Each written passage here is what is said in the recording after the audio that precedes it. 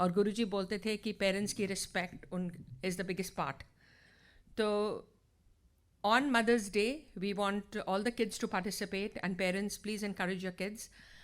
Give us the names of who all want to come up and say a few words about their moms, and we'll have a fun program. Also on Mother's Day, we are going to make a special announcement, but it's a surprise. But it's something the temple is creating to create a bond between their parents and their children with Guruji as a focus. But I will announce the details. We'll launch it on Mother's Day. So, stay tuned for that. We'll also put it on all the WhatsApp group. It'll be a lovely way for the mothers, fathers, and since Father's Day is coming up also, to sit with their children and to talk about Guruji and to write about Guruji. So, all details to follow on Mother's Day. So, aapko aana padega to hear the special announcement and the surprise. Guruji ke darbar mein when we come, it's for our transformation. और हम जितनी बार यहाँ आएंगे we will feel the change within us. So Guruji used to say सत के संग आके बैठो यहाँ, चाय प्रसाद पियो, लंगर प्रसाद खाओ, ये snack Prasad. It's all your cleaning and cleansing starts with that. So, and special events are celebrated with Guruji. He used to say कि parties तो होती रहेंगी, but these special events that you celebrate with me will go up with you. So har tyohar, make it an effort to come. I know Mother's Day, Father's Day, they go out for lunches to restaurants and all that, but I'm telling you, our langar is more delicious than that. So come for langar, go for dinner afterwards if you want, but please come join us on Sunday, Mother's Day, May 12th at 1 p.m. Today we have Shivpuran reading, and Nidhi Aunty is going to read chapter 21, 22, 23 of the SataRudrasamhita, volume 3. And just for a quick announcement, Jo Sangat pehli baar aayi hai, there are forms when you leave out the door. Please fill it out. We'll add you to our WhatsApp group and our website for our newsletter as well. And Shivpuran is always on Mondays starting at 8:15. Anybody who wants to read Shivpuran, please talk to Mansi Aunty, Rashmi Aunty, or you can approach me. And we will assign you the reading pages. We read in Hindi and in English. So anybody interested, talk to them. And again, look forward to seeing all of you on Mother's Day. And let's celebrate our moms. Jai Guruji.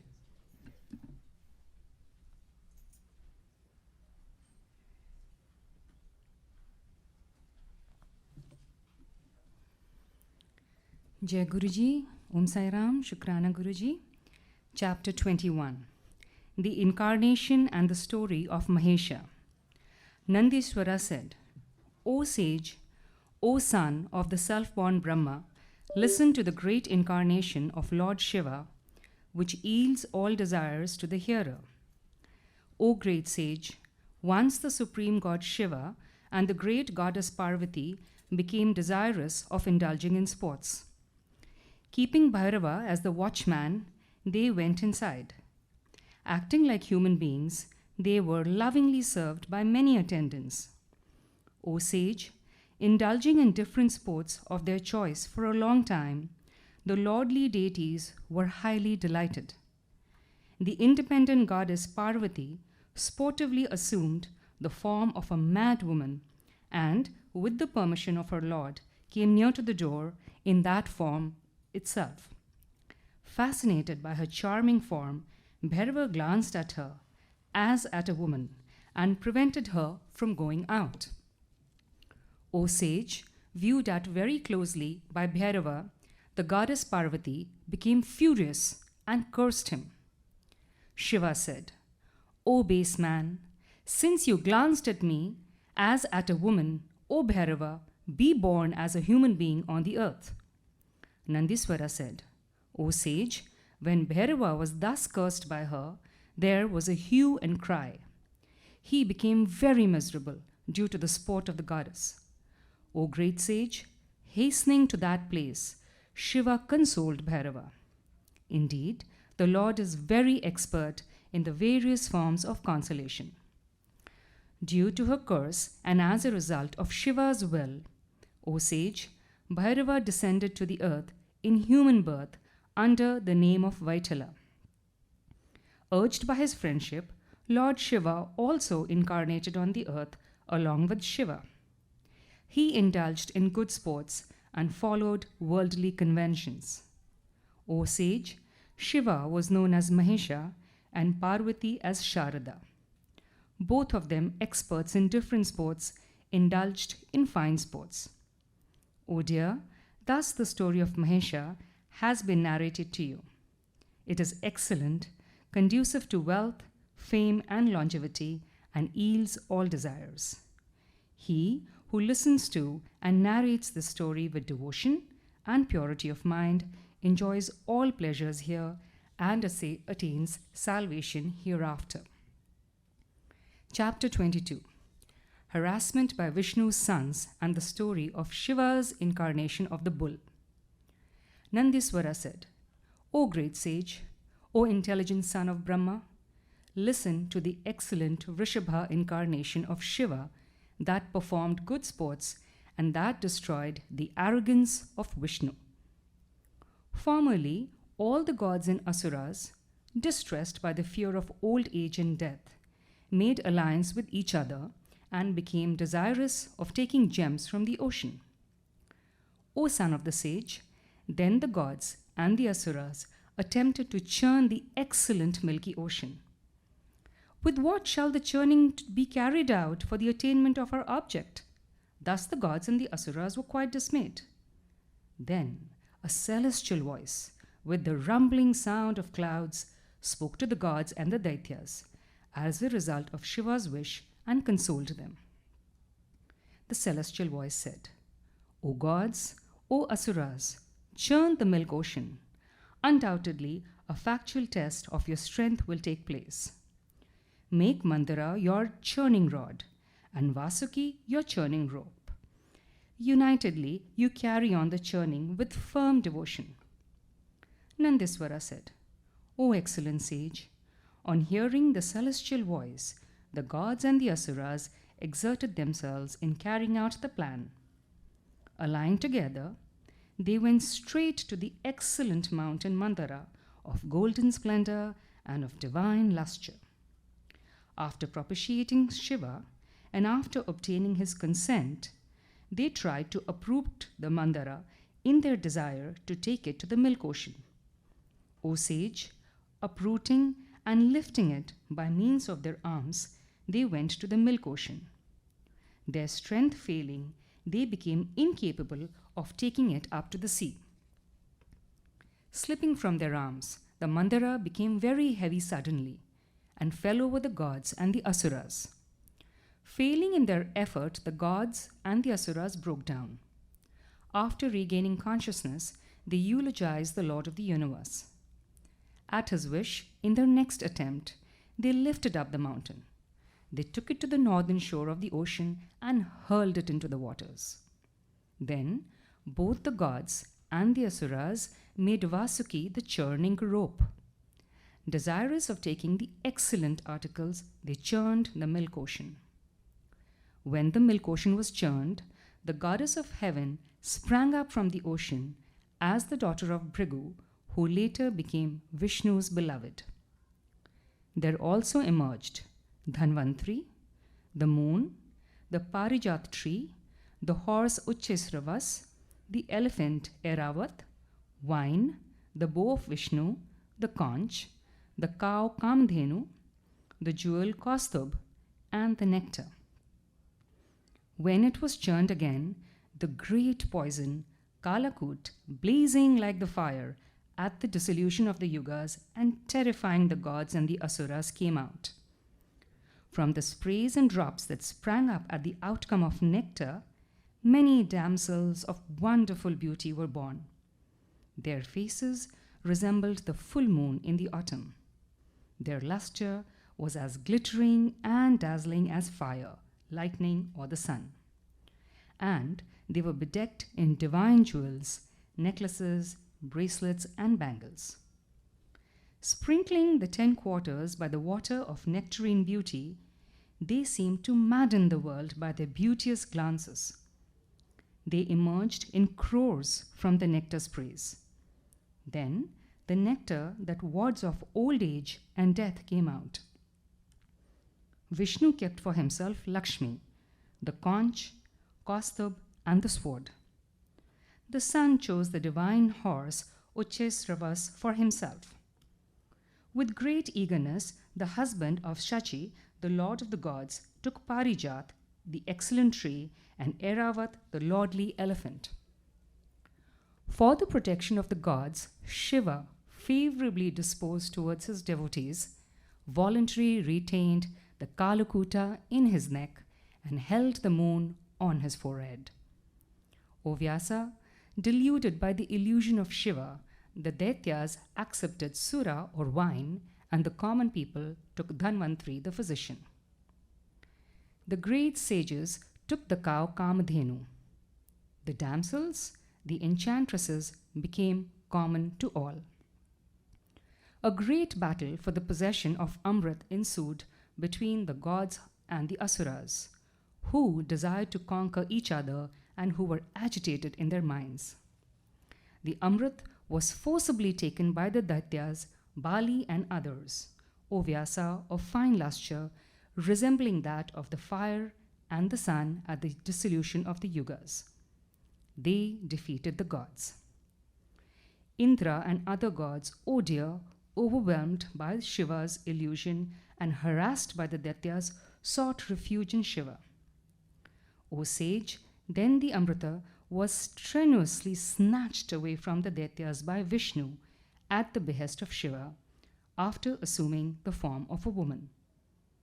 Vishnu, the most excellent of those who wield Maya, assuming the form of a woman, Mohini, deluded the Asuras and made the gods drink it. The leading Daityas approached her and said, "Make us drink this nectar.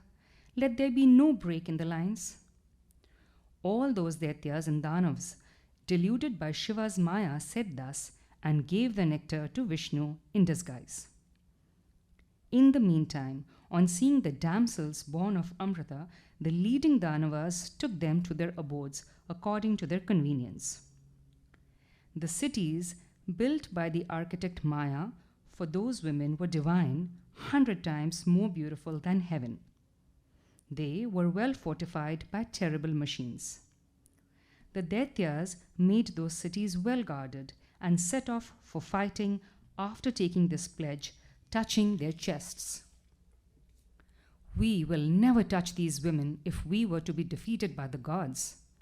After saying this, the heroic Daityas became eager to fight. They roared like lions. Severally, they blew their conches as if filling the sky and propitiating the clouds. A terrible fight ensued between the gods and the Asuras. The unrivaled battle between the gods and Asuras is famous in the 3 worlds. Protected by Vishnu, the gods gained victory. The Daityas fled, and those who remained were killed by Vishnu and his associate gods. The Daityas were deluded by the gods and Vishnu, the great soul. Those that survived entered the nether regions. The powerful Vishnu, armed with his discus, chased them even after they had gone to the ultimate end of Patal, excessively frightened. In the meantime, Vishnu saw those damsels born of nectar sprays who were haughty due to their divine beauty and whose faces resembled the full moon. Fascinated by the Cupid's arrows, Vishnu attained highest pleasure only there. He began to indulge in sexual dalliance with those women of exquisite beauty. Vishnu begot of them sons of great exploits and valor, experts in various kinds of warfare, shaking the entire earth. Those sons of Vishnu of great strength and valor wrought great havoc, both in heaven and earth, causing misery to all. On seeing the great harm done to the worlds, the gods and the sages approached Brahma and informed him of this after bowing to him. On hearing it, Brahma took them to the mountain Kailash. On seeing Shiva there, he bowed to him again and again along with the gods, saying, "O Lord Shiva, be victorious, O Lord of all." He eulogized him with various hymns, with palms joined in reverence and shoulders drooping down. Brahma said, O great God, O Lord of the gods, save the worlds harassed by the passionate sons of Vishnu stationed in nether regions. O Lord, Vishnu is now enamored of the damsels born of the nectar sprays. He is in nether regions indulging in passionate sexual dalliance with them. Nandishvara said, for the protection of the worlds and for the redemption of Vishnu, Shiva was eulogized thus by Brahma, the gods, and the sages. Then Lord Shiva, the ocean of mercy, realizing the havoc caused by the sons of Vishnu, assumed the form of a bull. Chapter 23. The Bull Incarnation of Shiva. Nandiswara said, then, bellowing in the form of a bull, the Pinaka-bearing Lord entered the crevice and shouted terribly. At his bellowing sound, cities and towns crumbled down and all the citizens trembled. Then the bull attacked Vishnu's sons, wielding their bows for fighting, deluded by Shiva's Maya and proud of their great strength and exploit. O excellent sage, the sons of Vishnu became furious. Those heroes roared loudly and rushed against Shiva. Rudra, in that form of a bull, was furious at those sons of Vishnu who rushed at him. He kicked them with his hoofs and tore them with his horns. When their limbs were split by Rudra, they swooned and lost their lives. They were immediately destroyed. When they were killed, Vishnu, the foremost of the strong, came out shouting loudly and hastened towards Shiva. On seeing Shiva in the form of the bull going along after killing his sons, Vishnu hit him with divine arrows and missiles. Then the infuriated Shiva, the highly powerful one in the form of a bull, stood like a mountain and caught hold of all those missiles of Vishnu. O sage, shouting furiously, Lord Shiva, in the form of a bull, shook the three worlds terribly. The Lord leaped up suddenly and kicked the infuriated Vishnu, who was deluded and could not realize him. The Lord then tore him with his horns. Unable to bear the onslaught, Vishnu, deluded by Maya, was exhausted and utterly shattered.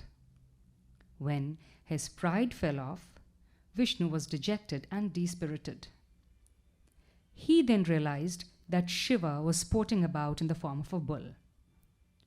Then, on realizing that Shiva himself had come in the form of a bull, Vishnu spoke in a shrill voice with drooping shoulders and palms joined in reverence.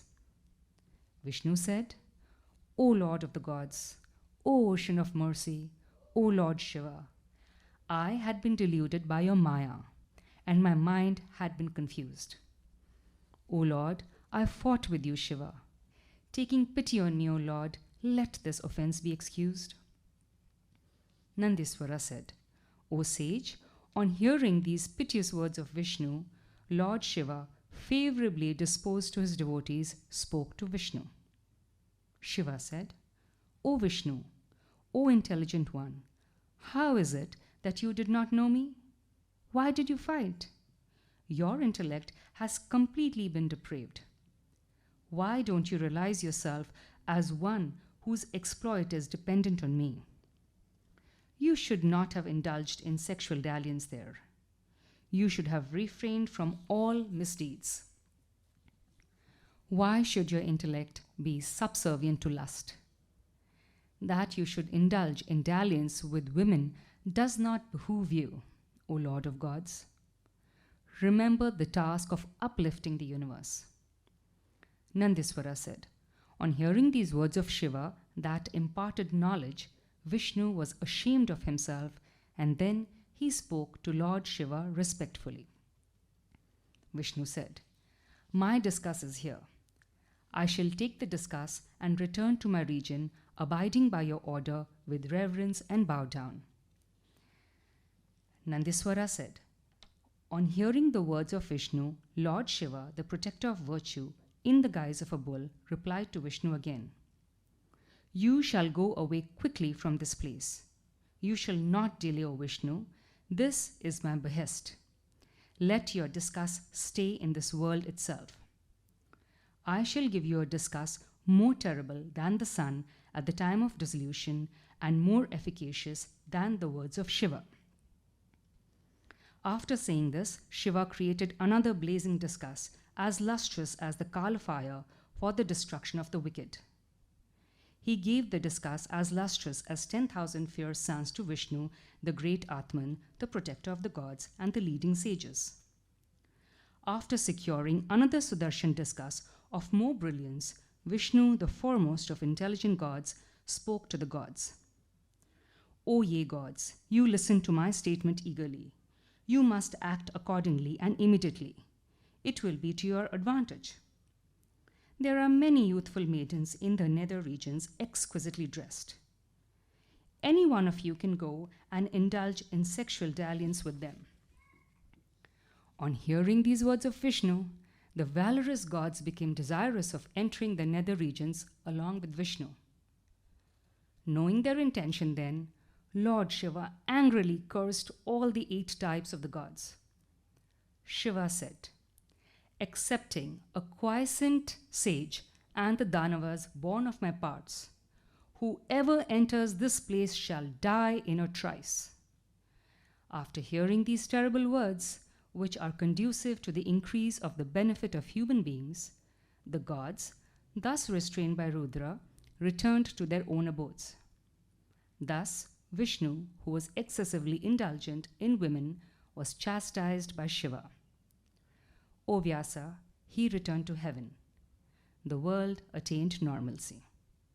Lord Shiva, favorably disposed towards his devotees, returned to his mountain after carrying out the task of the gods in the guise of a bull. Thus, the bull incarnation of Shiva that dispelled Vishnu's delusion and caused happiness to the 3 worlds has been narrated. This narrative is sacred. It dispels the harassment from enemies. It is conducive to the attainment of heaven, fame, and longevity. It confers worldly pleasures and salvation to the good. He who listens to this with devotion and narrates this with purity enjoys all pleasures here and attains salvation hereafter. So also is the case with him who reads or teaches this to intelligent men. And with that, we conclude chapter 21, 22, and 23. Om Sai Ram, Jai Guruji, Shukrana Guruji for the seva. Thank you.